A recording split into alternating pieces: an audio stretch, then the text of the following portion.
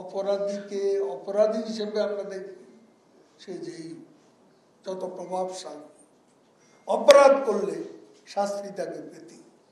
বিষয়টি দেখতে হবে, অপরাধ কোনো ব্যক্তি যত প্রভাবশালী অপরাধ করতে পারে, অপকর্ম করতে পারে। কথা হচ্ছে যে প্রশ্ন থেকে যা যে সরকার এই ব্যাপারে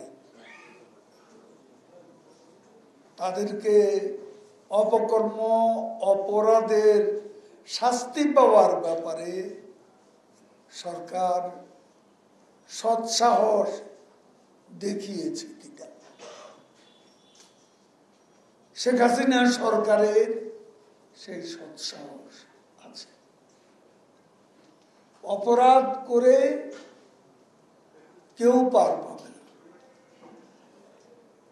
বিচার বিভাগ স্বাধীন, দুদক স্বাধীন। সেখানে যদি অপরাধী হিসাবে সাব্যস্ত হয় কেউ, আমরা তাকে প্রোটেকশন দিতে যাব। তিনি সাবেক আইজিপি হন আর সাবেক সেনাপ্রধান।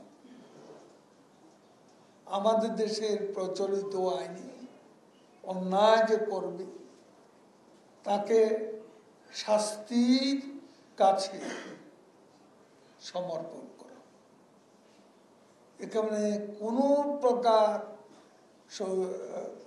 সরকারের কাউকে প্রোটেকশন দেওয়ার বিষয় নেই। এবং দেখুন আবরার হত্যাকাণ্ড, এখানে যাদের দণ্ড হয়েছে চরম দণ্ড, সে তারা অধিকাংশ হচ্ছে, অধিকাংশ নয় সবই ছাত্রলীগের, কিন্তু সরকার তাদেরকে প্রোটেকশন দিতে যায়। আজকে বিশ্বজিৎকে হত্যা করা, বিশ্বজিতের যে ফাঁসি হয়েছিল সেখানেও সরকার কোনো প্রোটেকশন দিতে যায়। ব্যক্তি অপরাধ করতে পারে, অপকর্ম করতে পারে, প্রশ্ন হচ্ছে সরকার তাকে প্রোটেকশন দিচ্ছে।